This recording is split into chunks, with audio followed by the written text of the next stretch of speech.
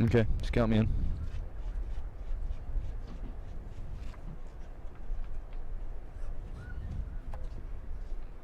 We don't even do those things anymore. Ladies and gentlemen, we welcome you to the 2015 South Atlantic Conference Soccer Championship. And now to introduce the student athletes and coaches from today's championship match between the number 2 seeded Wingate University Bulldogs and the number 1 seeded Carson-Newman Eagles. First, the Wingate starters.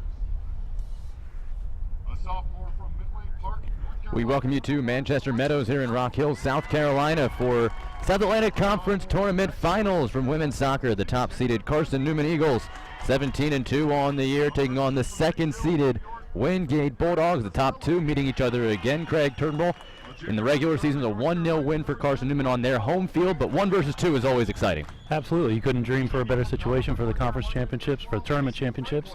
And with the 1 and 2 playing, neutral field, bit of a slick surface, anything can happen today.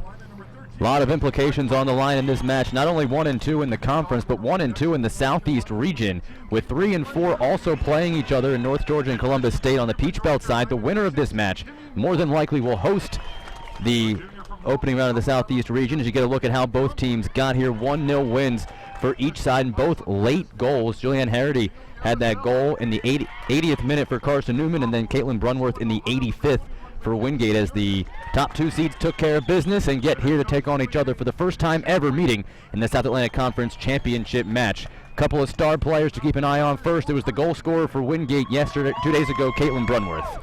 First team all-conference midfielder, a fantastic player, and stepped up when her team needed to, and took a nice opportunity on goal and was able to finish. You see that number to the far right of your screen, 4 game-winning goals this year. She has been clutch for the Wingate Bulldogs and was again 2 days ago. Meanwhile, on the other side, Julianne Harity has been clutch all year long, the SAC Player of the Year, and with good reason. Absolutely. She garnered Player of the Week honors 3 different times this season, and absolutely is a go-to player for the Eagles. 15 goals on the year, total of 32 points. So fantastic season thus far for her.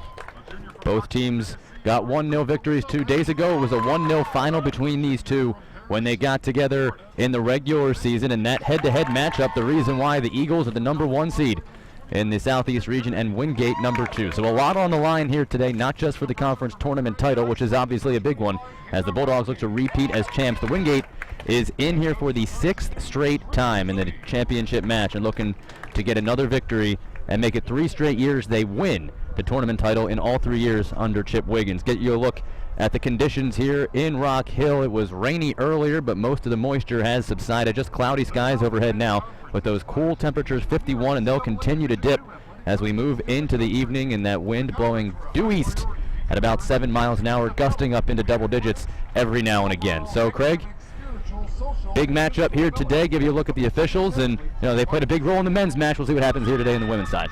Yeah, and I think you mentioned the men's match there. The officials did the job that they were asked to do. Unfortunately, the players kind of let things go a little bit here and there. I certainly anticipate this referee crew to do a fantastic job, and again, the players to stay focused on the task at hand, because it is such an important spot from an NCAA perspective. The Wingate Bulldogs men's soccer team just moments ago captured their first SAC championship of the tournament since 2002.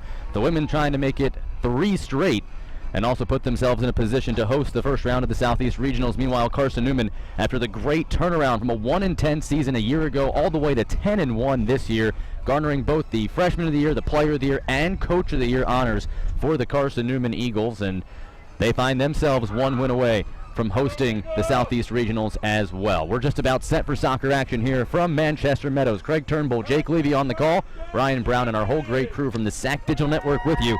We're glad you could join us from wherever you may be watching. The Bulldogs, the number 2 seed in their road navy uniforms with the Vegas gold numerals and letters across the front. Goalkeeper in the highlighter yellow, Alexis Jones, the first team all-conference goalkeeper. She has been sensational this sophomore year, pitching herself 9 shutouts on the season. On the other side, the Carson-Newman Eagles in their home grays with the white numerals on top. They've been a force to reckon with. They've had that strong defensive back line, and the good news for them, as good as their defense has been, they also get Megan Peterson, their first-team all-conference defender, back as well. She missed the semifinal match due to sitting out for a red card, and now she's back to solidify that back line. Yeah, it's a great thing for the team, but you always worry a little bit. You know, teams played without it for a match. Did they develop a little bit of a rapport? Now you switch back to what you traditionally do in the season. Sometimes that unstabilizes things just briefly. So you get the final looks in as the teams huddling up for the last time, the starting 11 for both sides with their final words. All that's left now is to play it out on the field, 1 versus 2 for the South Atlantic Conference tournament title on the SAC Digital Network. There's Jessica Frazier, who had herself a fine match a couple of days ago, also was instrumental in the shutout victory over Wingate in the regular season, making 6 saves in that match to help carry the Eagles to the 1-0 victory. So Frazier and Jones make their way to their respective goals. Wingate and the Road Navies will start on the ball, moving right to left on your screen. Here from Carlisle Field, Manchester Meadows in Rock Hill, South Carolina. Referee waiting for the all clear.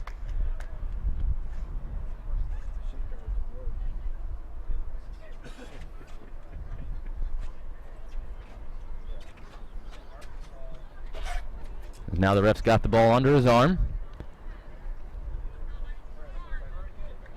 And after the right wing back, Caitlin Fletcher, gets herself situated, the referee is now set to place it at the mid-stripe. Kimmy Moore starting on the ball next to Caitlin Brunworth. And we are underway. Brunworth, the goal scorer. Julianne Harity, the goal scorer for Carson-Newman 2 days ago. Both of them again coming very late in regulation. 1-0 victories for both sides. As the first ball played over the top by Wingate, will roll all the way across the end line, so a quick goal kick coming. And we are getting confirmation that Columbus State, who was ranked 3rd in the region, beat the 4th-ranked North Georgia Hawks. So Columbus State in good position to take over as one of those top 2 hosting seeds in the Southeast Regional. The winner of this match, more than likely the top overall seed. As Apicella stepped through to pick that up first, but now Avery Williams plays it wide into space, but that'll roll on too far out in front of Holly Talbot-Smith.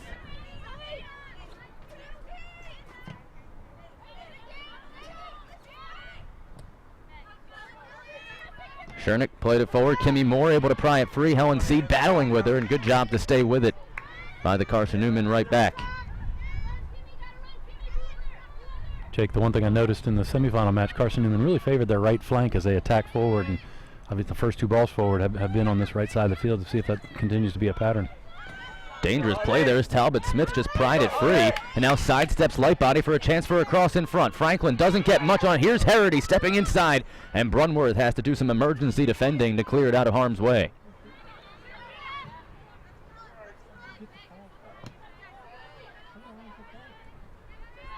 Franklin stepped up.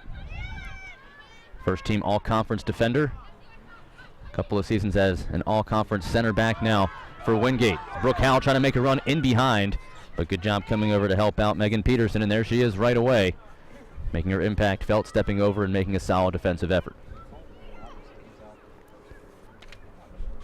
Howell scoots it along for Fletcher for a crossover.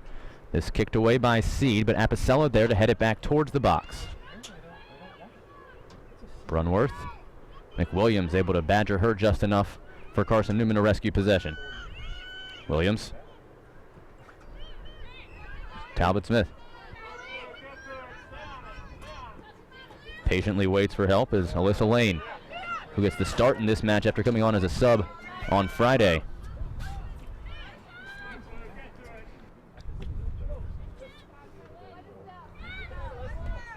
Lane turns it right into Lightbody.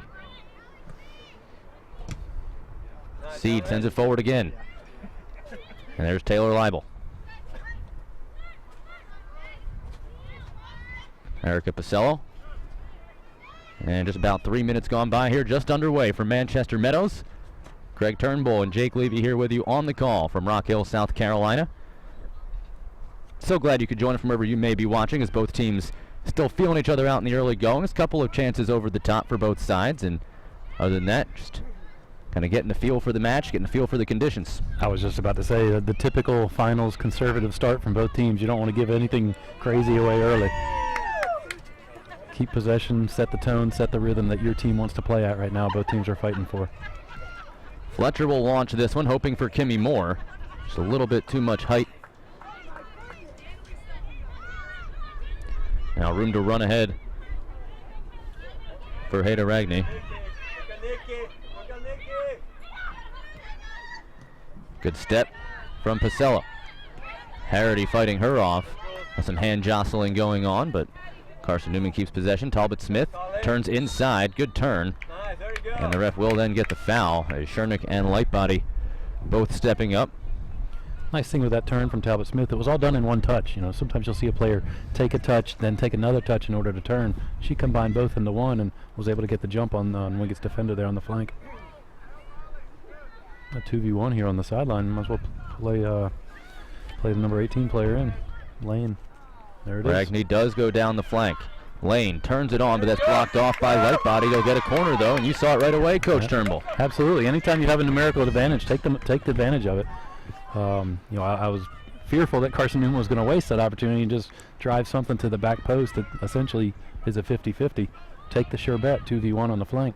Lauren Ness, freshman of the year, who does a bulk of the corner kicking inserts for the Eagles, gets it back on the small combo play. McWilliams tried to one-time it, but shanked it. Now Apicella, a chance to start a counter. Howell going to track this down on the attacking side of midfield. Looking for a runner. Took it just one extra step, and she's crunched off the ball. Talbot Smith. And that deposited out of play. That's good tackle, as you said, Talbot Smith, a crunching tackle. Just waiting for it. Looked like Taylor liable to make that run, and Brooke Howell took a little bit too heavy of a touch, just trying to buy an extra second. And Talbot Smith took advantage. Trying to pick out Harity. But the flag up. And the offside call will halt things there. Schernick was on her back hip, but when the ball left the foot of Talbot Smith, Harity was on the wrong side, the offside.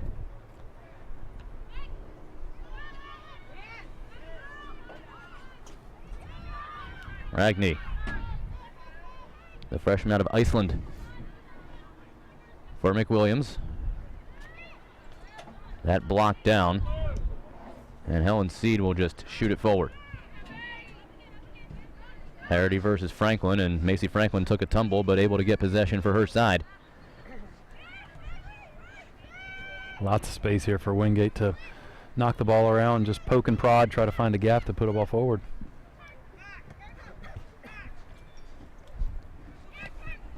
Well, the regular season meeting, Wingate outshot Carson-Newman by 8. But the one goal coming off a corner kick was enough to give Carson-Newman the win. As Harity. Perhaps a little miscommunication there. Yeah, I tell you, it's wasn't a bad idea there, but she had thought maybe McWilliams was going to be making that run up the flank. And actually, all of Carson-Newman was watching Harity with the ball and not really doing anything. Standing still. Williams heads it back forward. There's Peterson. Apicella blocks down her strike. Kimmy Moore lays it to the wing for Howell. Howell tries a centering pass, that blocked off. Franklin stepping up, taking on Harity, but Joanne Harity takes it away. And now, thinking that the center back was too far forward, started up, but good recovery from the rest of the Wingate defense.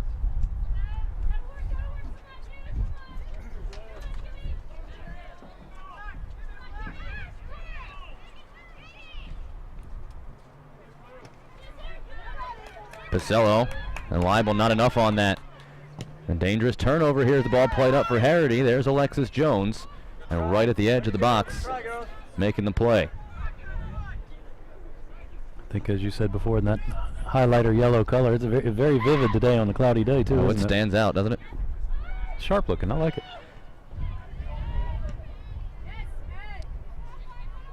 Both Wingate keepers sweeping the South Atlantic Conference First Team Goalkeeper Awards. Pablo Yara on the men's side, who also took home the South Atlantic Conference Tournament MVP title for the men's match that finished up just about an hour ago.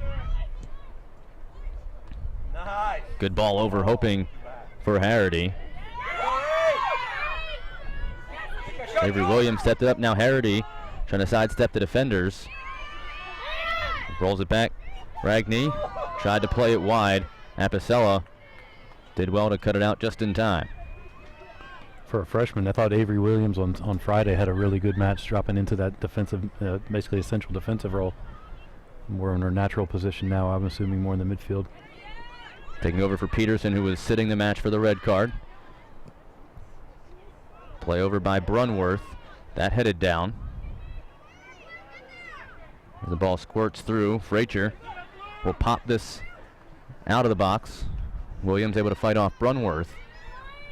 And now Ness turns it upfield. Well-weighted ball.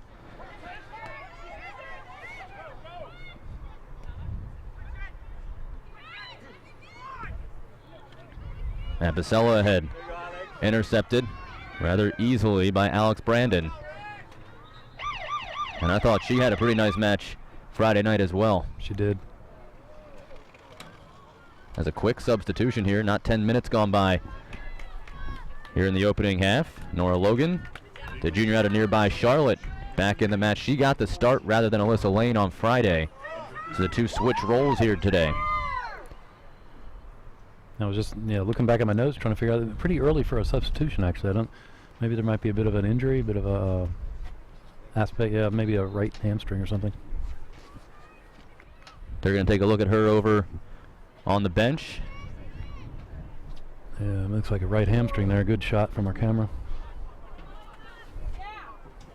And of course on this soggy, not so forgiving turf, things can feel even more painful. Frazier waiting. Williams. Talbot Smith able to keep that with Carson-Newman. A little dangerous there on the back pass. We're able to pull it off. Brooke Howell was looming. I joked before about on the men's side for Wingate, Jewel kind of being that shark lurking, and Howell kind of has those tendencies for me as well. She can play a lot of different spots it seems, but it's always Johnny on the spot, so to speak, and ready to poach. Frazier. I guess it would be Jane on the spot instead of Johnny, but Leibel with a dangerous chance there after intercepting that kick from Frazier, but couldn't do much with it. Brunworth turned away. Cherniak.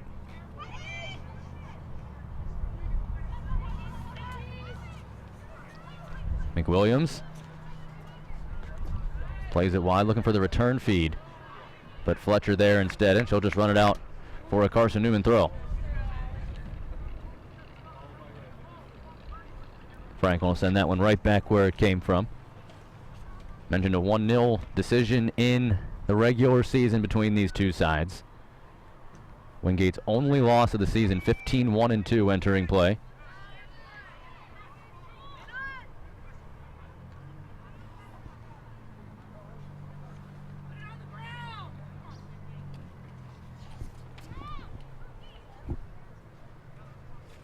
Both Wingate and Carson-Newman finishing with one loss in the conference, but a couple of draws for Wingate pushed them back. So I was just looking at, as you combine the records of the two teams, it's very, very, very impressive. Ended the year with 2 draws in conference play, Lenoir-Rhyne and at Tusculum. Meanwhile, Carson-Newman finishing strong with victories at home against Lincoln Memorial, then at Mars Hill, or excuse me, at Coker. Condition-wise, the one thing that's helped this game a little bit and helped me and you out, the winds died down a little. It was during pregame, it was blowing significantly. But now it's pretty still out and it's quite comfortable. Relatively comfortable. Relatively. Very comfortable for the players.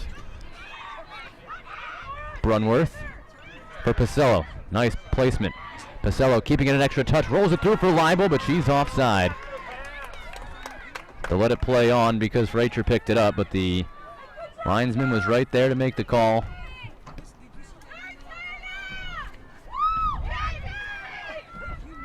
Brunworth will step this back for light body, and Wingate keeps possession.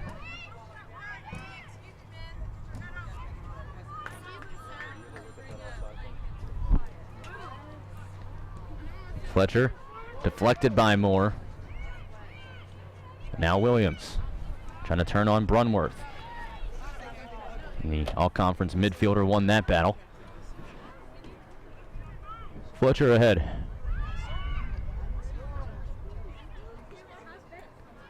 Apicella tried to touch it over to Pacello, but that read well by Ragney.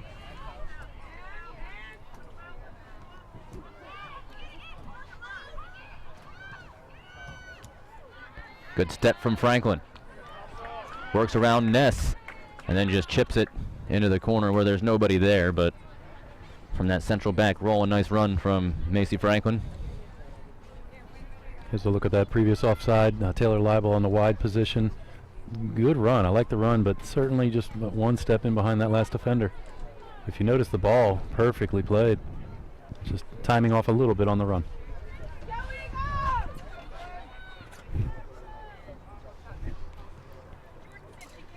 So Freicher restarts.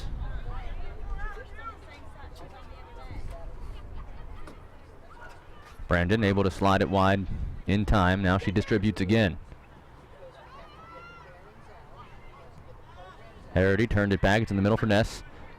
Conference Freshman of the Year and Player of the Year. Pass between each other. Ragney now. She'll turn it back and Peterson will distribute. Seed has to go quick. Nora Logan. Light body read that easily. Pacello. Brunworth, good pass into Leibel. Leibel trying to roll it for light body, but angled it too close in the middle of the field. That read by Seed, and now a chance for Williams to start back. Space to run, too. McWilliams can't get past the right wing back, Caitlin Fletcher. Over a quarter hour gone by here from Manchester Meadows. Glad you could join us from wherever you may be watching. Jake Levy, Craig Turnbull. From Carlisle Field here in Rock Hill, South Carolina. McWilliams tried to slide that through, hoping for a deflection. And she did get it. Alexis Jones came out hard, thinking she might have a shot. As you get a look at Richard Moody in his 4th season, and despite the impressive run this year, look at the turnaround. When a guy wins 17 matches and is still 29, 34, and 6 overall, huge turnaround for the Eagles. Here's the insert. It's a good one. And the foul inside, as Alexis Jones got her hands on it anyway. On the other side, Chip Wiggins trying to win his 3rd SAC tournament title in as many years at the helm of the Wingate Bulldogs. 44, 7, and 10 overall. As they'll stop it here with just under 29 minutes left. Ragney was very upset with being called for the foul on the corner attempt and continued the conversation, so the ref taking a moment to explain it to her and hoping to halt things there.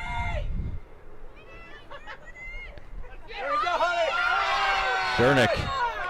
And now a stoppage of play, and we're going to get a yellow card here on Caitlin Brunworth. Now she had to pull back after the interesting decision there. Usually Alexis Jones takes her own goal kicks, but that time they had Schernick do it, and she chipped it a little bit, and it was a bad spot for a turnover, and Caitlin Brunworth took the foul she had to. They go for that runner on the outside again. This time Ness will drive it at the line. That's punched back off the crossbar, header back in front, and that'll roll all the way across off the post, still not in, and cleared away. Wingate survives the scare. That hit off the crossbar and the post. Wow, that's all I can say to that. And somehow didn't go in. I thought the first attempt truly was going to be in, and then the second post is even more amazing that wasn't able to trickle in. I thought Alexis Jones got a piece of the first one to force it off the crossbar. Here's a counter attempt, but the pass off the mark from Howell, trying to return it to Taylor Leibel. Brandon sets it wide. It's McWilliams. Brunworth, who now very early on playing on a yellow, sets it wide for Apicella.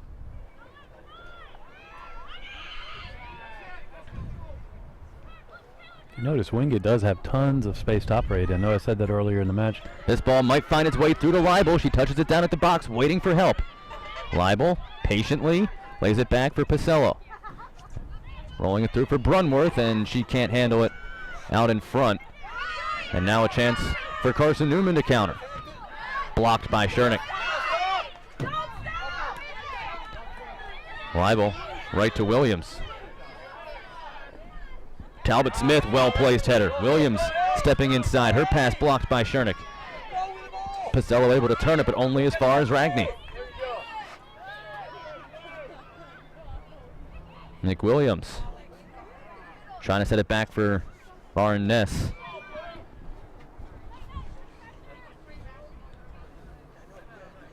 Harity, touch too heavy for Brandon, making the run from her wing back position up the sideline, so Wingate will take over.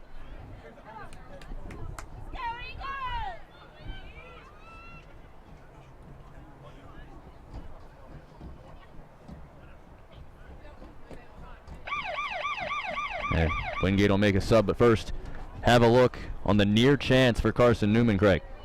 Nice ball played in from obviously a high wide position. Gets up and gets a little bit of a tip just off the post. And then after this, I'm not sure how the ball goes. Okay, just straight header. Yeah, beat everybody and catches the post, the redirection, and look at Kimmy Moore coming back and shoring up the post. That was going in, if not for the play from the attacking midfielder, Kimmy Moore. You could see there for Carson-Newman, Helen C. just at full stretch trying to get to that ball just off the post. Yeah, she was going to hit it if it didn't hit the post. That changed the direction enough to force her off of it. Unlucky for Carson-Newman. Yeah, so if you ever want to be a college goalkeeper there, take a look at that replay again, and has some work to do there. Moore blocked that clear attempt from Peterson, so they'll try again. Ragney. Franklin got that. Brunworth slips, and there's those conditions coming into play. Saw it a little bit during the men's match earlier this afternoon. But here, especially as the temperatures continue to drop, that moisture on the field going to get more and more slick, more and more difficult to deal with. Good touch from Williams. Logan tracks it down. Crosses over on Leibel. Gives herself plenty of space. Rolling it back for Williams. Ragney, one-timer, floats it towards the keeper Jones, and she's got it eyed all the way, despite Harity coming in. And from the other angle, you see on the goal-scoring opportunity a couple of minutes ago, as it deflects off the post, SAC it. She's still got a piece of it to redirect it back towards frame, and then Kimmy Moore came in to clear it out and prevent the ball from crossing the line. That's great work from our crew there to get that tight shot there as well. Absolutely. The SAC IT camera here on the SAC Digital Network.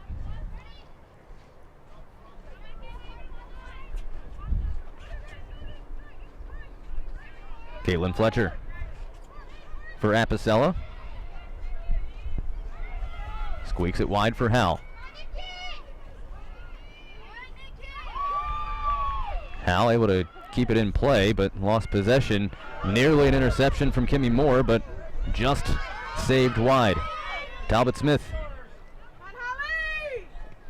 with Brunworth coming over to cause some issues. And now Apicella with 3 runners to pick from. Too far out in front of Kimmy Moore. Talbot Smith had that ball there. One thing you notice, Wingate doing a very good job of getting players behind the ball, dropping off quite quickly, and that almost springs a counterattack every time. If you can pressure that ball, it's a one-time ball forward. With Wingate having 3 players up top, it's an easy ball to pop in to a back line that might not be ready for it. Ness for Brandon.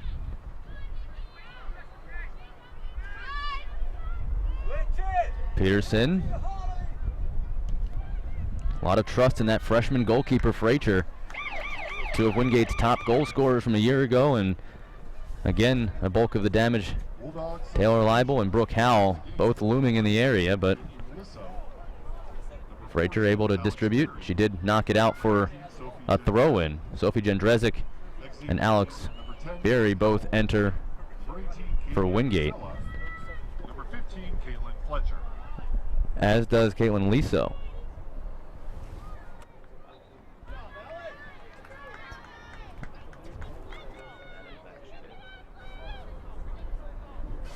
That went across the end line, so it'll be a goal kick. On this goal kick, something I was going to mention earlier, when Wingate had the goal kick, a field player taking it, normally, if I was coaching, I would like to have one of my attacking players up high as well, because you cannot be offsides. If your midfield wins it, pop it forward, you've got a 1v1 situation as the attacking player. Beery was able to pop that forward. Liso furthers it, but runs out of real estate along the far side. As they get the referee wanting an extra word, looks like with Richard Moody and the Carson-Newman bench. Brandon turns it upfield, just a simple throw in there. Can't imagine what I'm trying to figure that one out. The question was.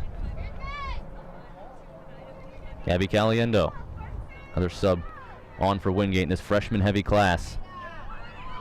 But a turnover in midfield, and the freshman of the year, Ness, chips it over the top, hoping for Harity. But a little too heavy. Time now for our South Atlantic Conference Digital Network trivia question. Craig will pose this one to you. Richard Moody, the head coach of Carson-Newman, also a player for Carson-Newman. How many goals did he score as an Eagle? Well, I coached against him a couple times. Oh my gosh. That's a hard one. I'm going to go with 21. 21? It's a good guess. We'll get the answer to you later on in the first half. It's Brunworth back for a light body, and she'll deposit it out for a throw in.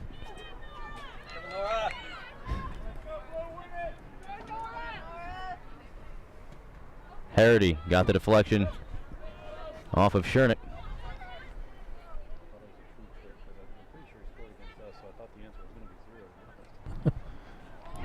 Leibel blocked off by Ragney. Good interception.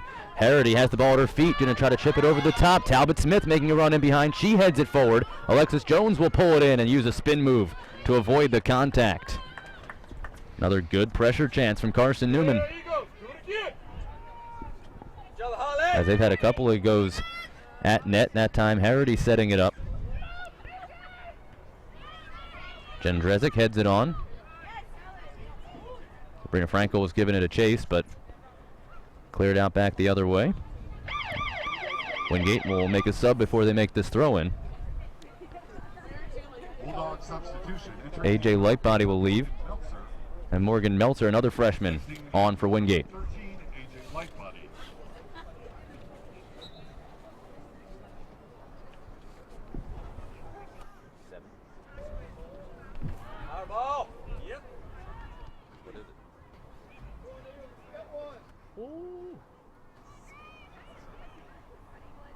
McWilliams turns it inside to Ness.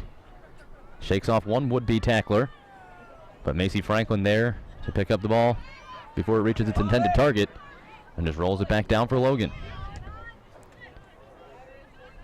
Talbot Smith bumped off by Meltzer. Just into the match, and now it'll fall back to Brunworth. Talbot Smith takes it away from Brunworth as well, rolling to the middle for Avery Williams. Williams touches it wide to Talbot Smith. And as that'll roll across for a goal kick, you have to wonder why she didn't pull the trigger there from that spot just outside the box. Yeah, the fans just to our left are all yelling the same thing I was thinking. Just go ahead and pull the shot there from whatever that was, maybe 25 yards out. Go ahead and have a rip, put something on frame. Avery Williams, the freshman from Powell, Tennessee.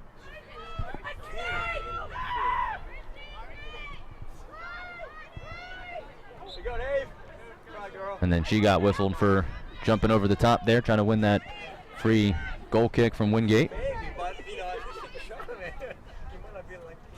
Two very similar teams right now. If you think about it, in my brain, I'm thinking, okay, what changes the game for each team? And I think it's just patience. It's repetition and try to wear down your opponent, so to speak.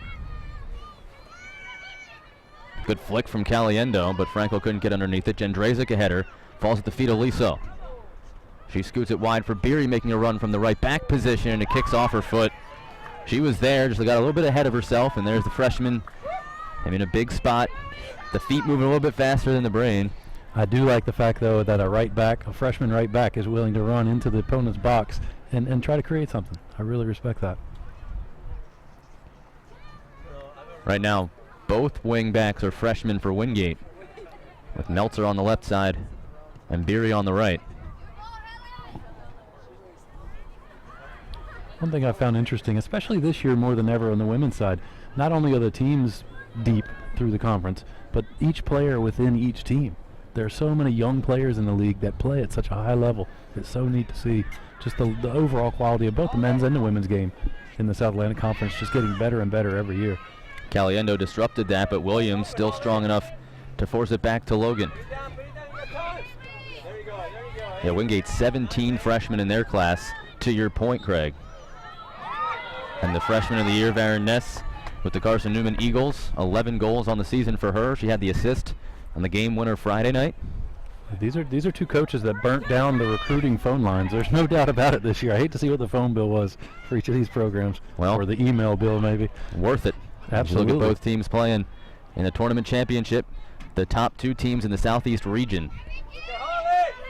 McWilliams under the foot of Caliendo. That finds its intended target, Talbot Smith. She sidesteps Meltzer. Talbot Smith rolls it to the center of the box. Harity trying to turn and get a shot away, but Beery's there.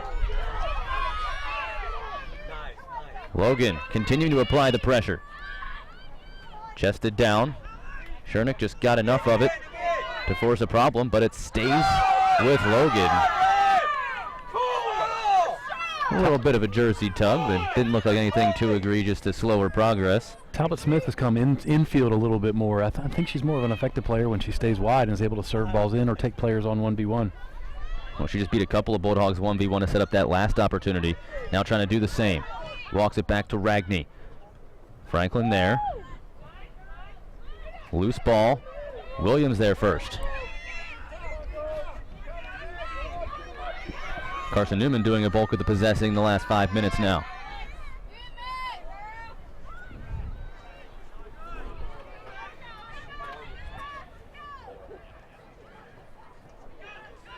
Frankel. Trying to set it up for a libel. That's blocked off by Logan. Good recovery. I wonder if Libel could have stayed wide and made more of a blindside run in behind the number 14 player there for Carson-Newman, Logan.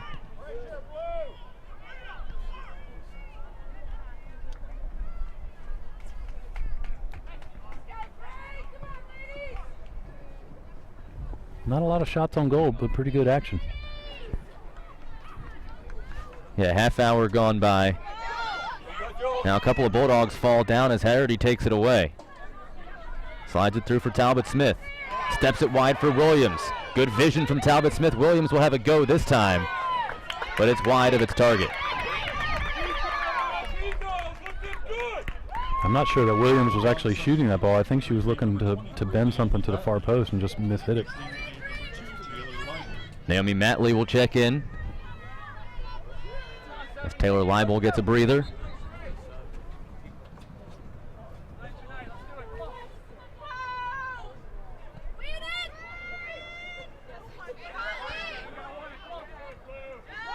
Harity got a piece of it. Ness trying to bump off Jendrezic. Sophie strong enough to turn around and get it away from Harity and Ness combining on it. It's wide left, there's space.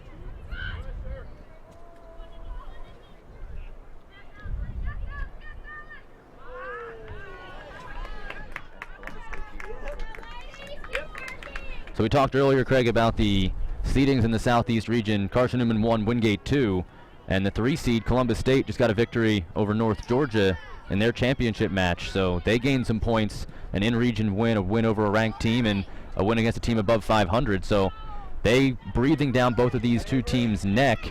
If this match were to end in a draw, how do you think the NCAA regional committee would see that? Do you think there's a chance that both of these two teams could still find themselves in a position to host? I think there's a very good chance of that. I absolutely do. You know, when the third ranked team holds court, essentially, 1 and 2 hold their own, you know, I don't see much switching around. Unless there's some crazy result at the end of this particular match, but if it's a 1-0, 2-1 type of game, I think things stay the exact same way that they are. Of course, I'm not on that committee. I have been on numerous committees before, and it's always interesting discussion. That isn't.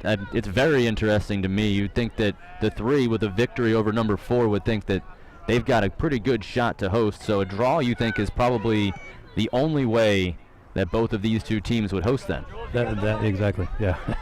You hate to see two teams want to play for a draw, because I don't think teams do that. Everybody goes to try to win the match, but a draw certainly wouldn't hurt. Sure, there's plenty of Columbus State supporters that are tuning in right now here on the SAC Digital Network, seeing how this one shakes out.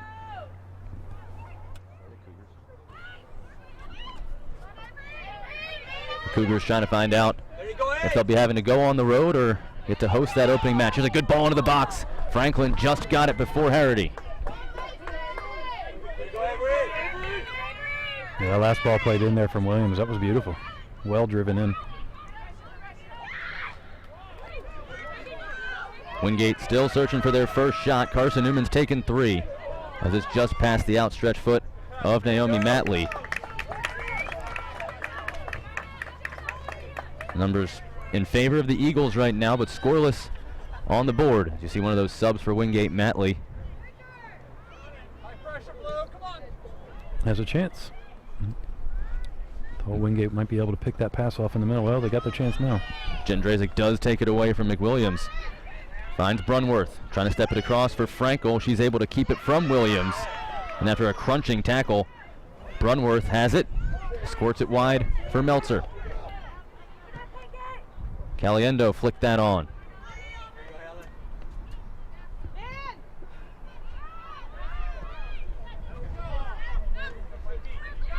Meltzer trying to hold her own on the line against Talbot Smith, who's played well from that right wing position so far today.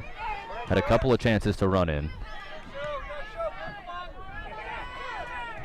Harity wide for Talbot Smith again.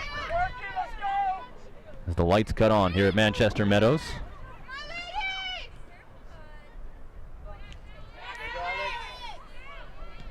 Brandon rescued it, but Liso finds herself in the right position there to set up Beery for a run down the far wing. Brandon chasing it down. Beery cuts it back to the inside, crosses it over, but Ragney there. As far as Liso, her pass intercepted by McWilliams. Liso gets it back. Beery now towards the box. Frankel got the header on. And that'll be played into space. It's slowly trickling towards the end line, and that'll stay with Carson-Newman. Nora Logan escorting it out of bounds. Ragney, too strong for that, and it was Wingate set to make a throw in. They'll also make another substitution. A pair of Bulldogs coming on. Maggie Smith comes on. Go ahead. Sorry, I was just going to say Frankel did well. She's just checking out of the game now, but did well to get ahead on that driven ball across. I didn't think she was actually going to be anywhere near it. And as your voice and excitement came up, she did well to get ahead on there. Not quite on target, obviously, but. Caliendo back for Brunworth. She's tripped up. Good clean tackle from Carson-Newman. Talbot Smith starting the run again. Franklin read it beautifully. And she got a deflection, so Wingate will keep possession. You're under 10 minutes left to play in the first half. But a really strong play there from Macy Franklin, reading it early and able to get to the spot first. Smith touches it back for Matley. Meltzer, good maneuver around Talbot Smith. Under the boot of Maggie Smith, but also under Peterson, so there was a chance there, but now Williams has it for Carson-Newman. Harity with the ball at her feet. Williams, another one chipped in, and Jones. Fair catch. A little impatient there maybe from Carson-Newman. Maybe take a touch, see if a far side run's going slashing across the field, maybe find feet with it.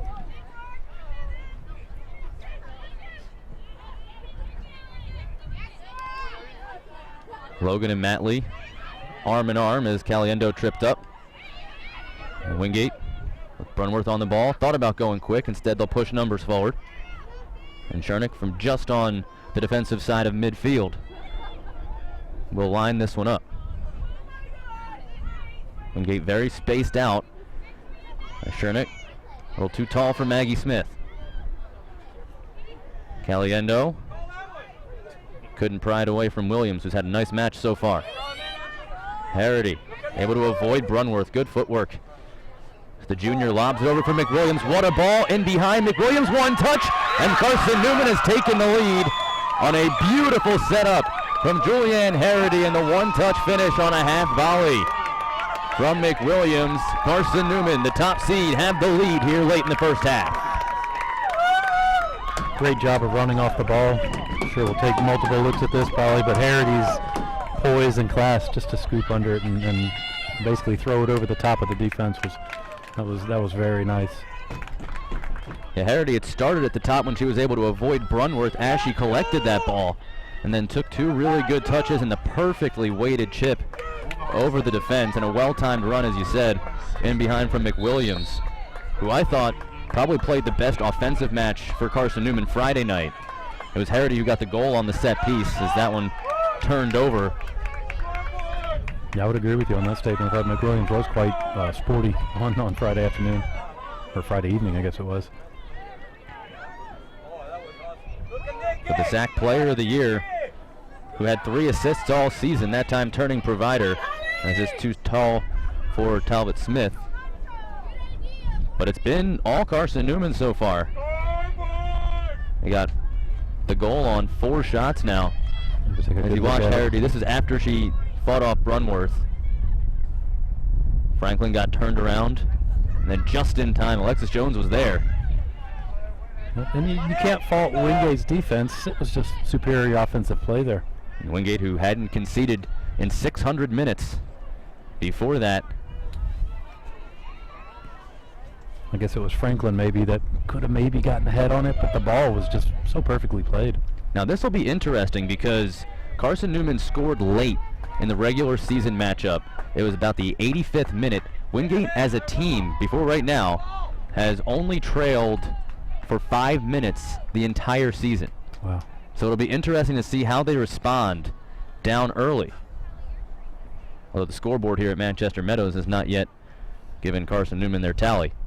So technically, I guess Wingate is not trailing until they put the number up. The SAC Digital Network got it right. That's right, our graphics are good. Talbot Smith for Williams.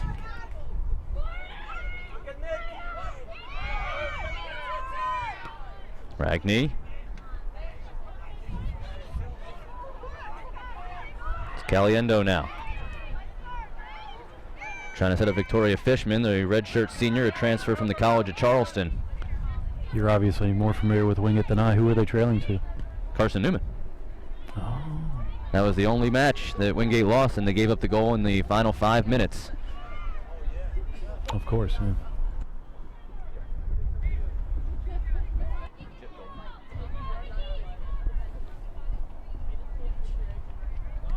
As Frazier will patiently wait for Fishman to go full steam ahead by her.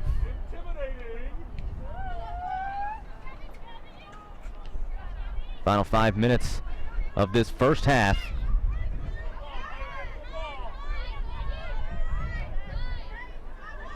Nora Logan using the entire field, and in fact a little bit too much. It was close. I don't know if the whole ball went across, but the linesman had the flag up. So Wingate can make a sub here. As Sophie Jędrzejczyk will sit. Gabby Fleischle comes on if you get another look. We take another look. Jones kind of caught on her back heel a little, back foot a little bit, but comes out hard. I mean, makes herself big coming out. Good finish. Yeah, just maybe a slight hesitation coming off the line on the initial ball in. Williams wreaking all sorts of havoc. She continues to pester Brunworth now.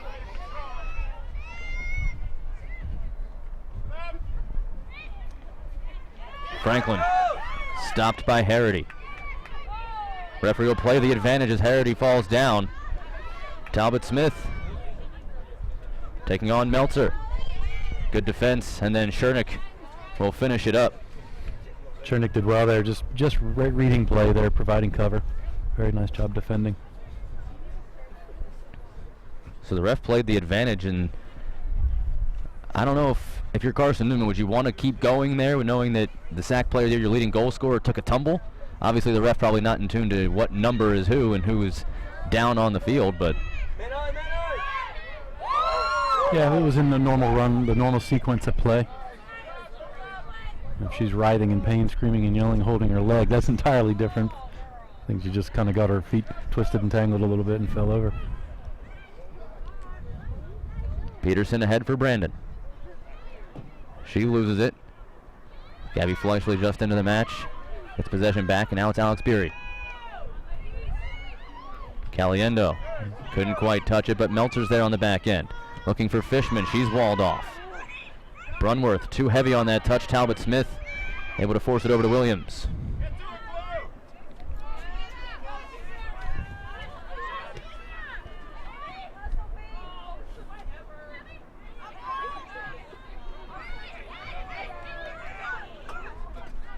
Under 3 minutes left to play here in the first half. Nikki McWilliams, the senior out of Northern Ireland. The lone tally thus far, Carson-Newman, a 1-0 lead.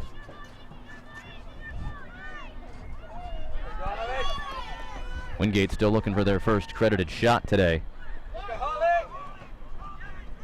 Ragney just in front of Williams, but she deflected it to Talbot Smith.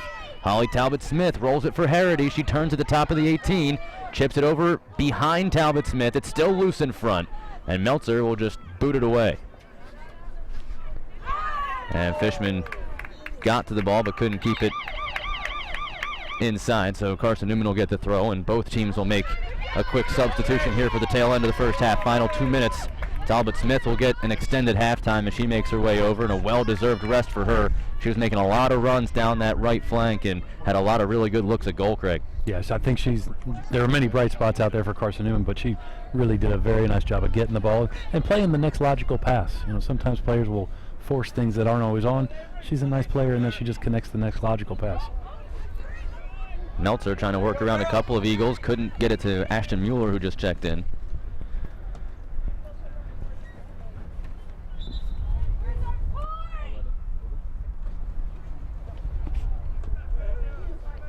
Nora Logan, the long throw. Williams. Yeah, middle of the box. That's another one deposited out of play.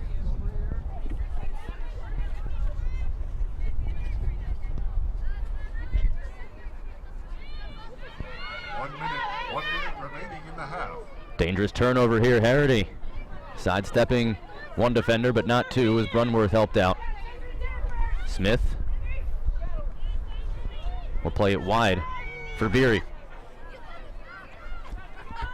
Alex Beery blocked off by McWilliams. Mueller. Brunworth again. Nice ball. Building up for Morgan Whiteside, but that clipped away. Williams through everybody. And Craig, I think Carson-Newman's back line's done a really nice job, and you've seen Wingate connect a couple of good long passes through the midfield, but even when they connect those passes, there's just nowhere to go with the ball afterwards, it seems. You talk about that last logical pass. It just hasn't been there for Wingate. Carson-Newman's done a nice job of cutting angles. When one or two players gets eliminated with a pass, there's two or three other players that are cutting nice angles back, getting behind the ball and shutting down the next opportunity. Nikki McWilliams, the lone goal in the first half as Carson-Newman dominates possession.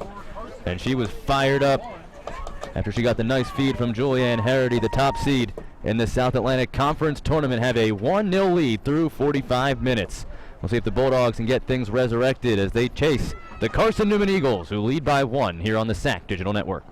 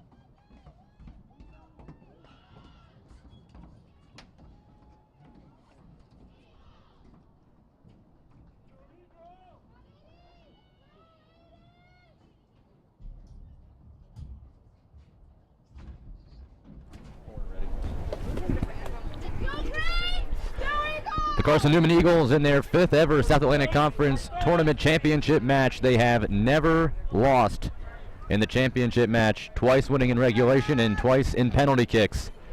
And they are now 45 minutes away from winning their first SAC title since 2009. Meanwhile, the twice defending tournament champion Bulldogs, trying to find a way to put something on frame, have not taken a shot thus far, as the Bulldogs look to erase their 1-0 deficit. Alongside Craig Turnbull, I'm Jake Levy. Thanks for joining us here on the SAC Digital Network. Ryan Brown, your producer, with our whole great crew with you for this championship doubleheader.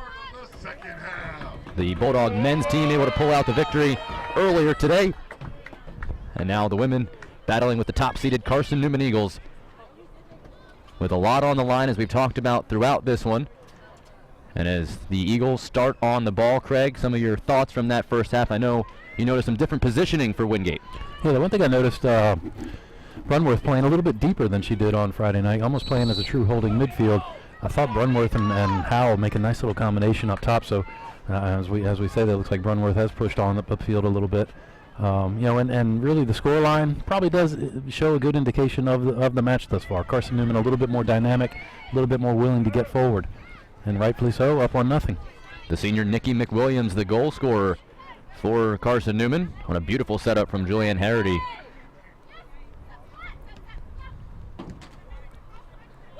It looks like the formation Wingate running now. Taylor Leibel pretty much alone at the top, with Brunworth making some runs from an attacking midfield spot to a true striker on the top of a 4-4-2.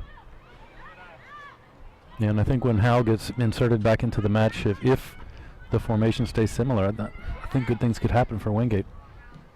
There's a good interception from Leibel. She fights off a couple of tackles and gets banged down hard from Nora Logan at the end of the play.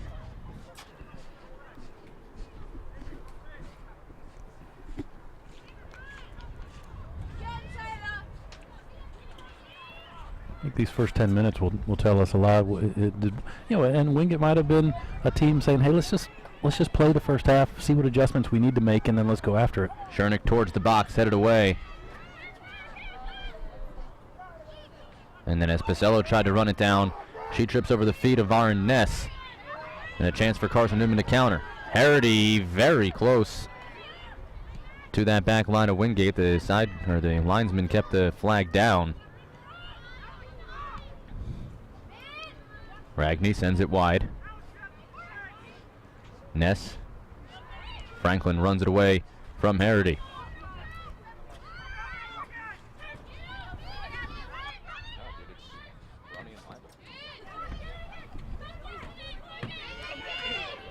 McWilliams with an interception.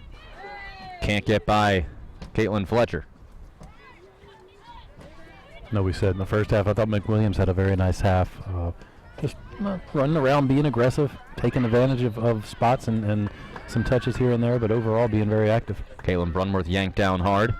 Second foul already called on the Eagles as Avery Williams stepped up to play that, and referee said, "Go away." Schernick lining it up again.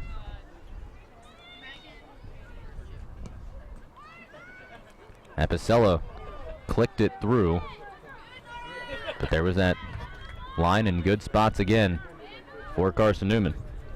Michaela Gregg, the senior out of Newport, Tennessee, starts it ahead.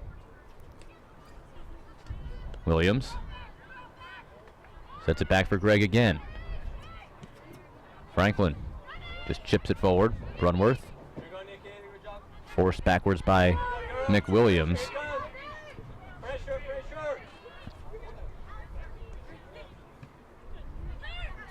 Pisello turns it ahead, and Meltzer starts wide.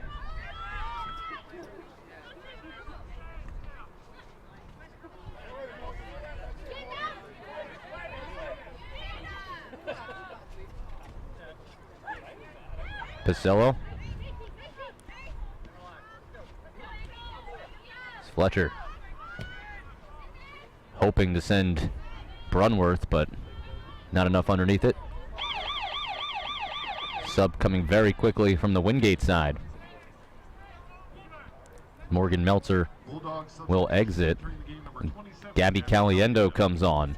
Exiting the game, number 4, Morgan Meltzer. announcer. So still no A.J. Lightbody in that left back position.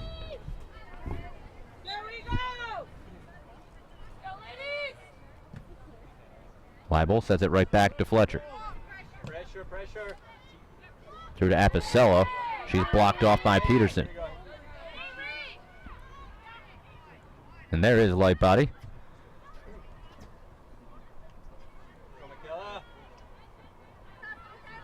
Good job, girl.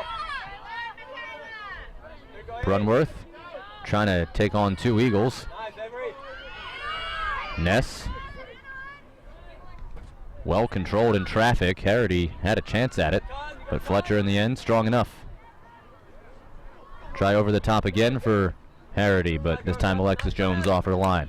That's a lot of faith there in Harity. Carson-Newman dumping a ball in 1v4, but a player like Harity might be able to pull something off there, and then 2v3 right now. Dangerous turnover. Chernick went hard after it. Williams again forces it forward.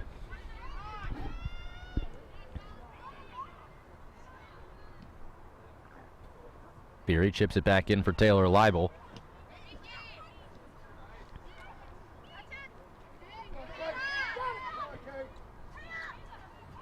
Ragney, dangerous pass back for Peterson, but just enough on it to get past Leibel.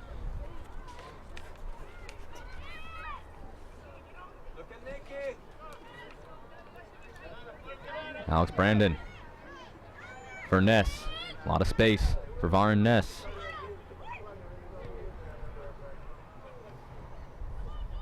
A good idea on that ball, just obviously mishit that a little bit, but certainly had an overlapping player on that right flank. Apicella trying a long run for Caliendo. That's got some good weight to it. But Brandon will win the race, and Frazier comes all the way off her line. The freshman Jessica Frazier, 17 wins now. That is second all-time for a single season in Eagles history. And if the Eagles can hold on here today, the freshman would tie the single season mark for Carson-Newman, so certainly a bright future for the netminder for the Eagles.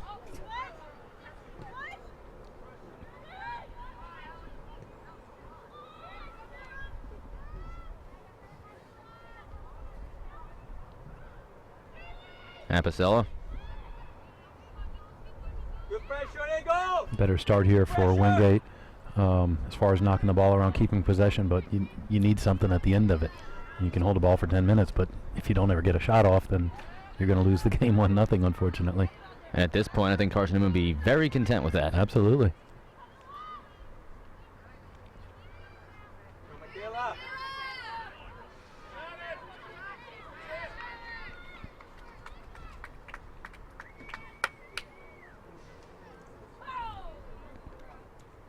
Long throw down the right flank for Carson-Newman. Logan will plaster one back ahead, and Harity behind Chernick. Good cross up into the box. Able to sidestep the defender, square it through for McWilliams. Another one on target, but Alexis Jones is there. Good pressure defense. Wasn't really able to get too much behind that one-timer. Macy Franklin at least badgering her enough, and then Alexis Jones right in the front. McWilliams again. Harity.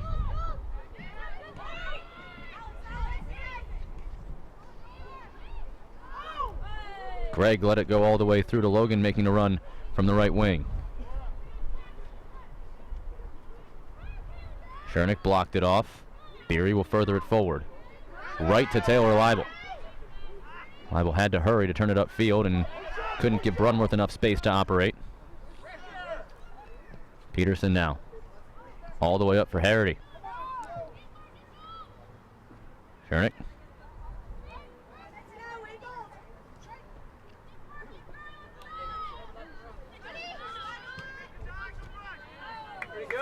And too hot for Caliendo to handle. As that skips out, Carson-Newman will get a throw in. Both teams subbing on. Looks like Gabby Fleischle back for Wingate. And Talbot Smith is back.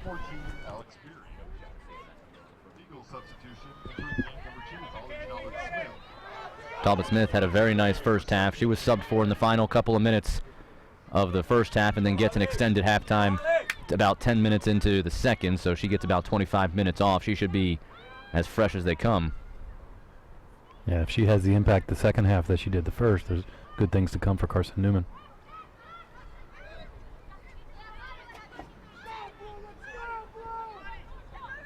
Fletcher. Brunworth flicks it on. Leibel couldn't find it. Good block by Pacello, but it falls right back to the feet of Ragney.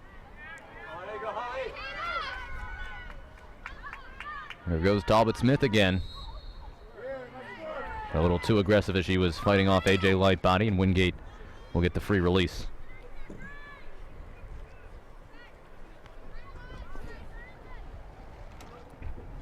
Lights on and shining here in Rock Hill, South Carolina. Drifting closer to nighttime, especially now that daylight savings time has come and gone, something of a distant memory. These chilly nights in the Charlotte area. As this one launched in, Frater will scoop it up. They might count that as the first Wingate shot of the match. It certainly wasn't menacing. It was on goal, though.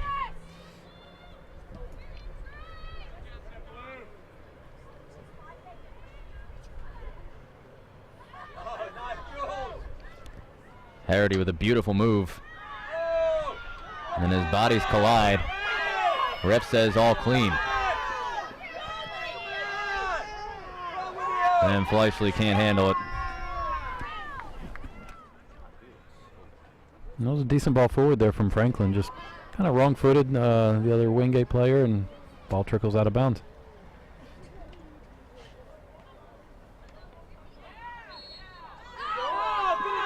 And now they get the foul. And further action, Avery Williams shown a yellow card. Not sure if it was for the foul itself or for the reaction to being whistled for it. But nonetheless, a booking here in the 57th minute. It's the freshman Avery Williams, who we've talked about a bit here today.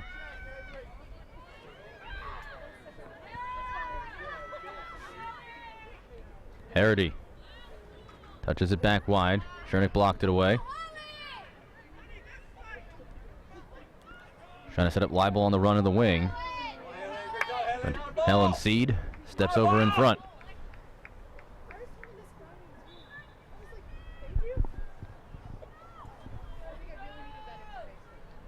I really feel like Wingate needs to find a way to speed the game up. Just change it in some way, shape, or form. I was hoping maybe these first 10, 15 minutes of the second half there would, I don't want to say life because it sounds negative, but there would be a breath of life coming into the match in some way, shape, or form.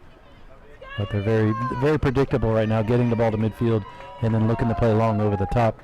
And it's very easy for Carson-Newman to deal with right now. Well, they've certainly made it look easy. The one shot credited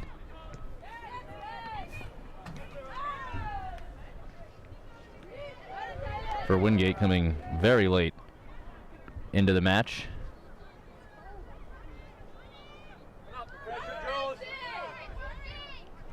Franklin rolls it near side. Here, if they can connect something short and then play, but choosing to play long again, it's easy pickings for a back four that's as talented as Carson-Newman is.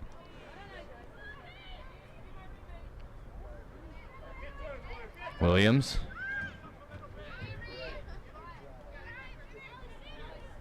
Now Brandon.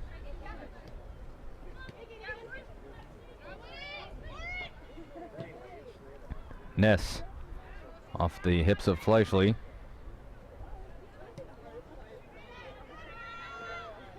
Shot count now 5-1 in favor of Carson-Newman. 4 of the 5 shots for the Eagles on target. This is fed through by Ragney. But Talbot Smith a little late on the bent run on towards goal, so it'll trickle on into Alexis Jones.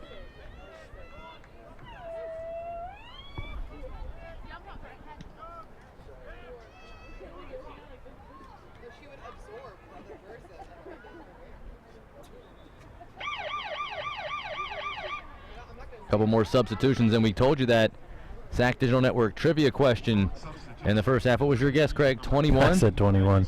You're laughing. Do you know you're wrong? Yeah, I'm got to be way high. Yep. And 6. Just a little high. 6 goals in 73 matches. I do tell you, Coach Moody had the impact of 21 goals. Wow. He's a very talented player. I hated coaching against him, but enjoyed watching him play. So you're telling me that those 6 goals all counted for almost 3 times Yeah, maybe. as much as they're worth? Maybe. There he is.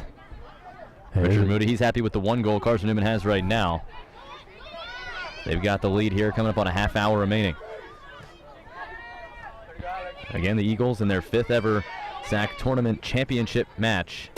And they have never been in this match and not come away champions. 2-0-2 in championship finals.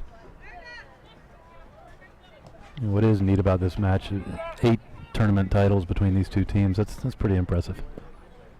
Wingate 2 in a row, looking for 3. Wingate been to the tournament finals match 6 straight years. It's Leibel. Squeezed off by Seed. Go, Helen. That's perhaps the deepest Wingate has penetrated into Carson-Newman territory in quite some time. Yeah, if they can sustain it now up here, 35 yards from goal, just keep possession and ping the ball around and create the gap and get a good shot off. Light body. Was walled off. Pacello, a scramble to recover.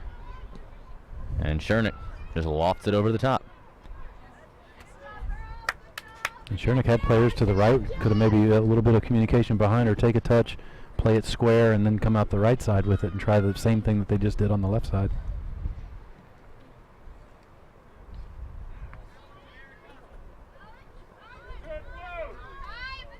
Brandon trying for McWilliams, but she'll run out of room.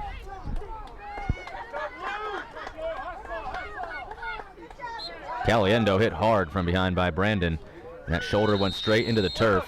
And now the ref is going to stop the clock and show a yellow to Ragney. Time wasting / sportsmanship-esque. The second time the Eagles have been booked.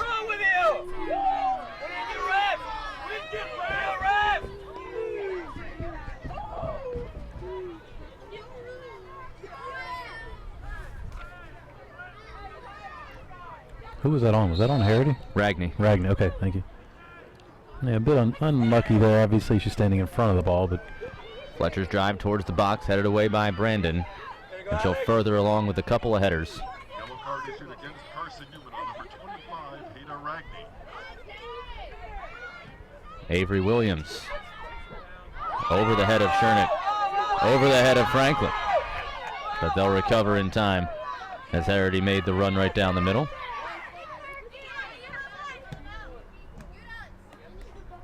Caliendo bumped. Pressure, here comes, watch it. Hurry. Ragney blocked off by Kimmy Moore. That banged up into Pacello, and they'll call the handball. Not intentional, but took a high hop, and then she had the hand up to jump.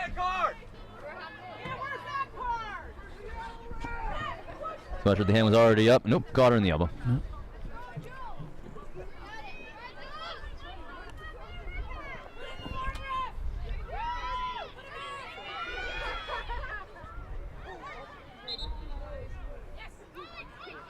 Williams still waiting. And she'll roll it for Seed. Blocked off by Lightbody. Seed tries again. And that's sent all the way through, and Wingate will get a goal kick.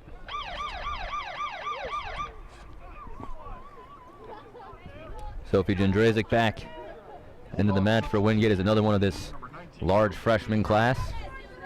Coming in getting some valuable championship experience.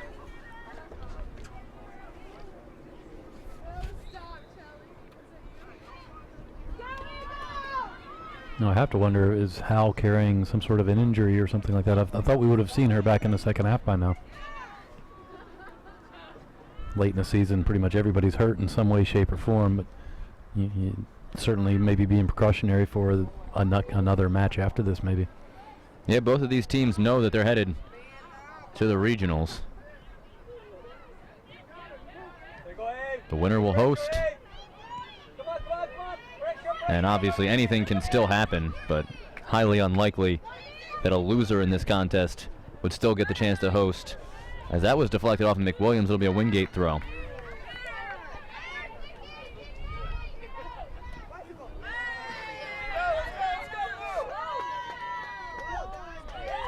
But Columbus State right now just cheering for things to stay just the way. I don't think they have a particular team in mind they want to win. They just want a result. That's true.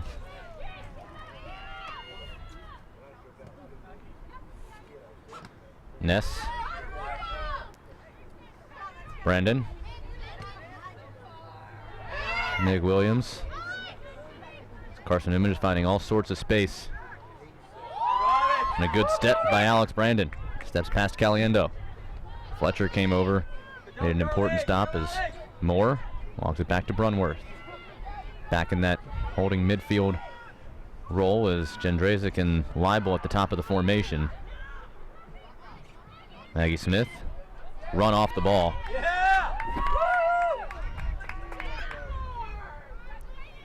Carson-Newman flip fields, it's Varaness again.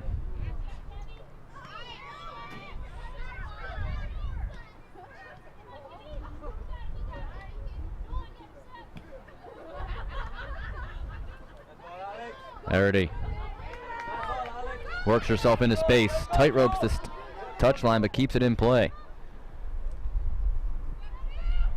For McWilliams. Sliding stop from Macy Franklin, but can't clear it past Ness. She'll have a go from long range, but that's well wide.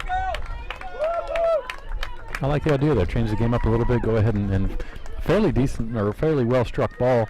Didn't get all of it, but certainly angling towards that far post, just a little wide.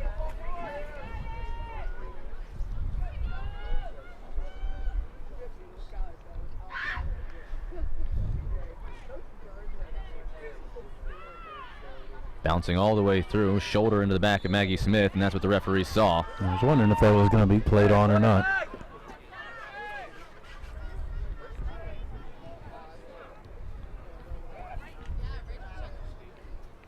Hey, it's behind the line there, Rick. Shernick. Open your eyes.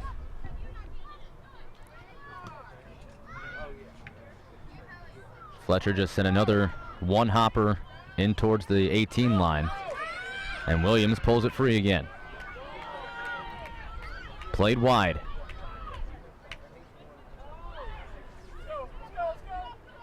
Smith now. Leibel.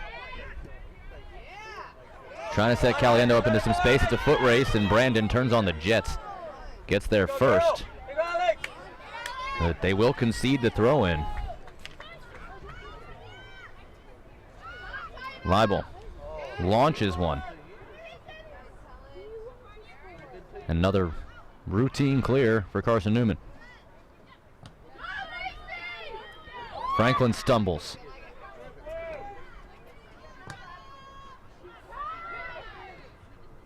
Light body with the ball at her feet. Brunworth. Trying for Caliendo. Read by Brandon. Oh, come on. But right back. Teams trading possession in the Eagles' half. Brunworth riding past McWilliams. Rolls it for Fletcher. Brunworth rolls one across the top of the box. Kimmy Moore steps inside. May have a go. Her pass is blocked off. Come on, Eagles. Come on, girls. Thought maybe there. That would be a spot for Kimmy Moore to let one rip. As Caliendo tries to control. Fletcher. Go, Eagle. Come on. For Don't let it go, Caliendo. Alex. Don't let it go, Alex. Come on, Alex. Don't let it go. That was deflected off McWilliams. It'll stay with Wingate. And you see Moore with the opportunity. Yeah, just unfortunately hit behind the ball on that shot. Now an interception by Harity. Shernick there to make it a very important stop. One-on-one with the SAC Conference Player of the Year. There you go. There you go. And that over the head of Harity.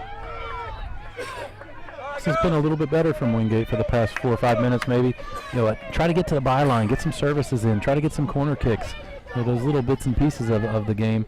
They're keeping it very much out front. I thought that was a handball there. The referee says no. And now with McWilliams laying on the ball, he calls Taylor Leibel for a push.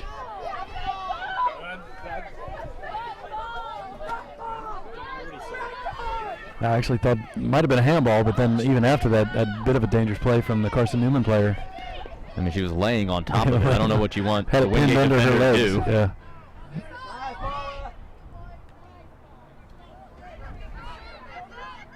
Ragney. Franklin. Ness right there. Trying to sidestep Brunworth. Brunworth strong there despite the pull from the back of the jersey.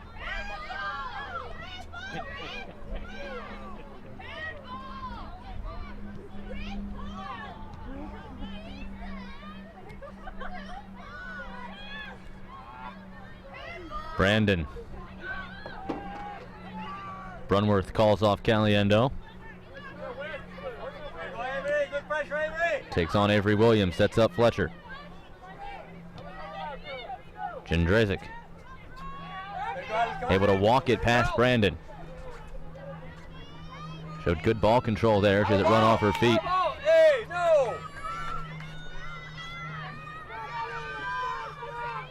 Good things happen offensively when you can sustain the attack on the opposing team side of the field, obviously.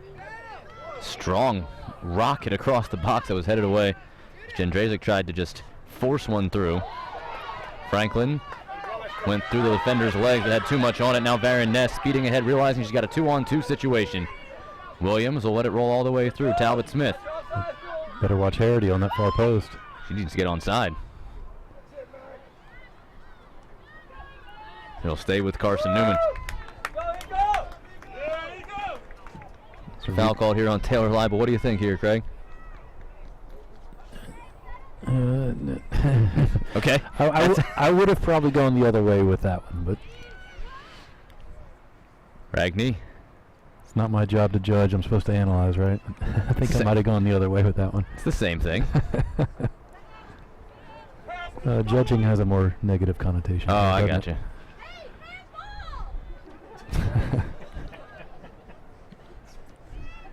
Some of the spectators having some fun with the referee and each other. Schernick through for Smith.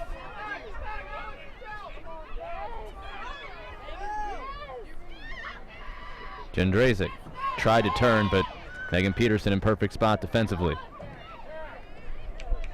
Smith again for Leibel.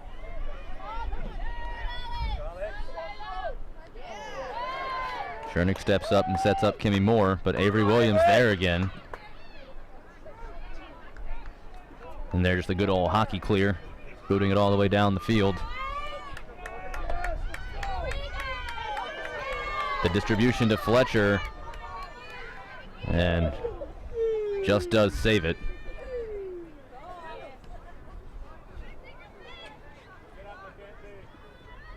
Schernick, intercepted by Talbot Smith.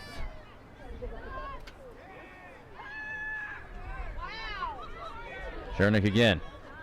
This time goes a little bit further forward for Jędrzejczyk. Smith, nice move to get it back inside for Jędrzejczyk. Touch over to Taylor Leibel, miscommunication. Leibel was going wide, and Jędrzejczyk played it right to where she used to be. Williams. And then Fletcher bangs it right into Harity.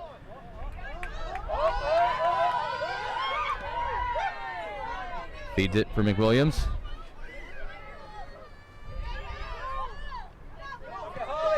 That's a smart ball.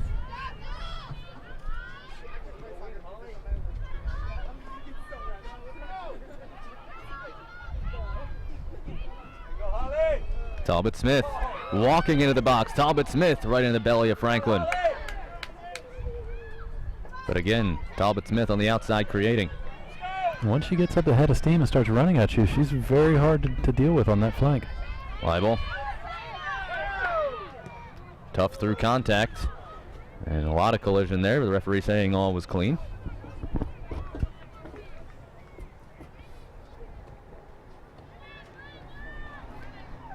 There's Wingate head coach Chip Wiggins watching on as his team trails 1-0.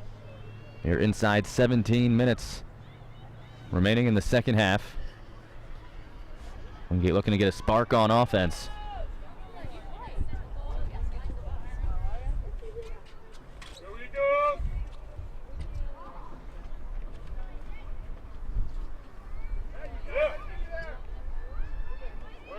Williams.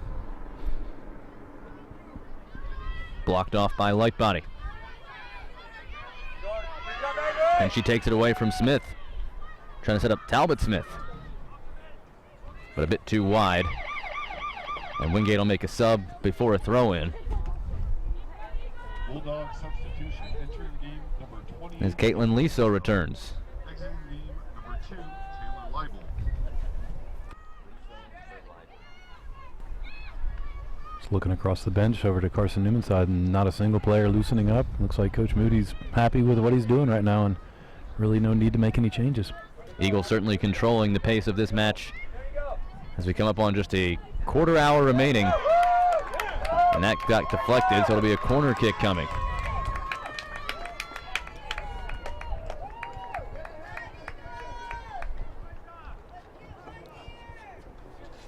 Eagles corner kick taken by number 10, Baron Ness. Take a couple extra seconds off the clock as Ness gets ready to take this.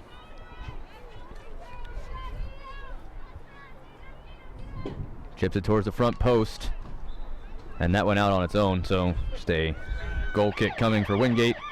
And they'll make another sub.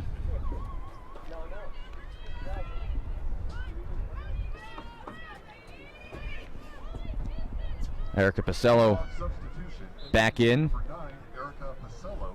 as she grabs Maggie Smith. Exiting the game number 3, Maggie Smith. Alongside Craig Turnbull, I'm Jake Levy with you on the SAC Digital Network. Ryan Brown, your producer and director of our great crew, with you for all 4 matches on Friday and back again for the finals here on Sunday. Carson-Newman Eagles looking for their 5th SAC tournament title in school history. And now under 15 minutes away from it. Nora Logan making the run. Franklin spun down as she clipped it out. And it didn't fully clear the line. Schernick able to, with authority, deposit it out for a throw rather than a corner. Yeah, I think that would have gone out for a goal kick, but with the weird spin on the ball, didn't want to take any chances and just go ahead and pop it out of play. Perhaps taking some frustration out as well. Maybe.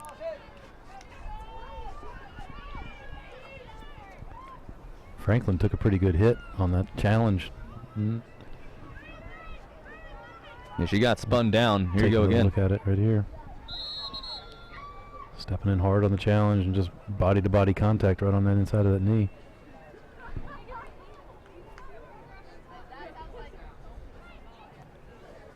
She appears to be all right. As the ref having a conversation with the Carson-Newman bench. You commented earlier, Craig, there's not a whole lot of stirring going on over there, so. No. Comfortable lead. Well, 1-0 being comfortable, but the way the game's been played, it does seem pretty comfortable for Carson-Newman. Those are always the scariest ones, though, aren't they? When you feel like you're in super control of the match, but only up by 1. They can be. All it takes is one unfortunate bounce, and all of a sudden things are leveled out. But you're right, Carson-Newman certainly has to be confident with the pace of this match thus far. If there were some more menacing opportunities out there for Wingate earlier in the game, then certainly it's not comfortable. But haven't been able to sustain much of an attack or get really anything good on frame. Schernick.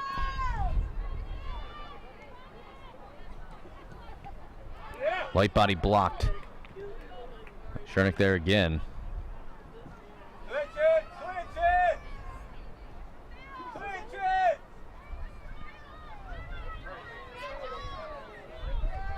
Harity will track it down in the corner. Bangs it off of Schernick. And we'll just take a throw and take a few more seconds as Nora Logan trots up from her wing back position to throw it back in.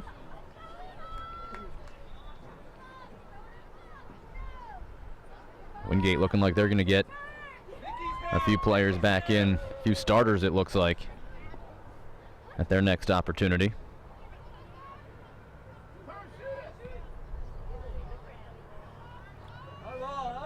That off Brunworth on its way out, so it'll stay with Carson-Newman. Logan will throw it in again.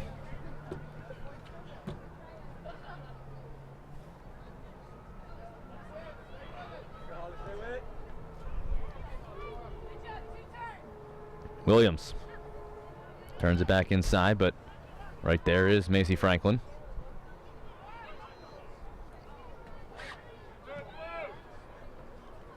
And this will get deposited well out, so with Wingate getting the throw, they can finally get those subs on. Apicella returns, so does Brooke Howell, who you were looking for earlier in the half, Craig, and now we'll see as she returns with some fresh legs, you'd imagine. Probably staying loose over there on the sideline. She should have a couple of good runs in her for these last 11 minutes, trying to find the equalizer. Yeah, with Howell, if Wingate can, Franklin maybe, when Franklin gets the ball, instead of looking for the high target player, rip one out wide to Howell and let her run 1v1 on the flank to create some danger, try to get in behind the back line.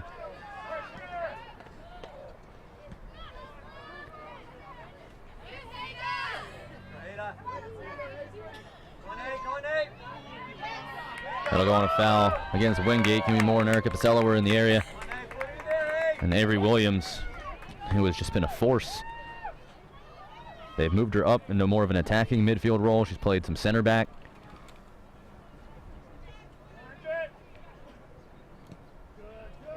And she launches one towards the 18. Strong foot. And they got Harity for something. A little bit of a push off maybe, I guess. That's the only thing I can think of. See if Wingate can take advantage as they go quick. Caitlin Brunworth trying to step by Ragney.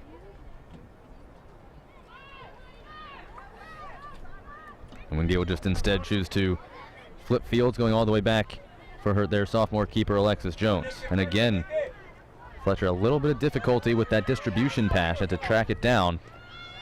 To be fair, the ball was played behind her. When the goalkeeper played the ball out, it should have been in front of the run. She had to track back to handle it. Referee says that was hip, not hand.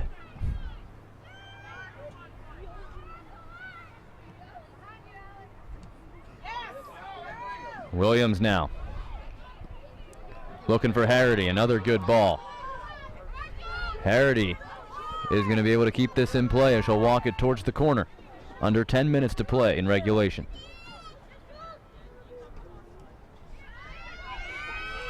Brandon launches one with the left foot from well outside. And one hop in harmlessly on the keeper. That earlier ball put in from Williams, I'm a little surprised that Jones didn't come off her line just to collect that ball. I guess it might have been a little further out than what it appeared from where we're seated.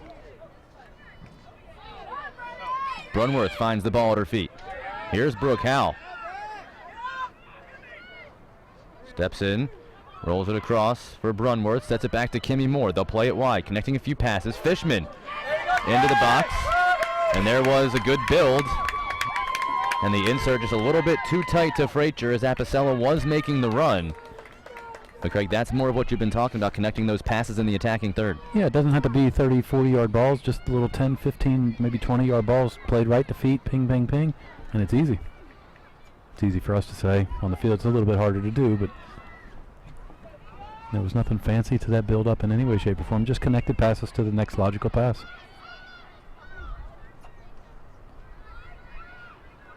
Brunworth will throw it in.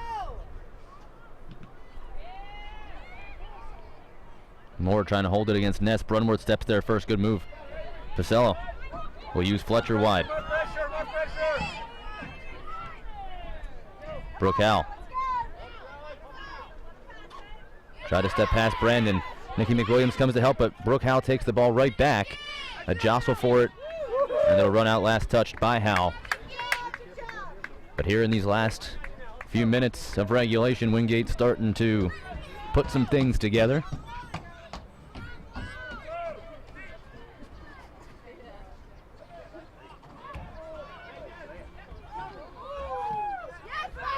Hal and Leibel both got heads on it, but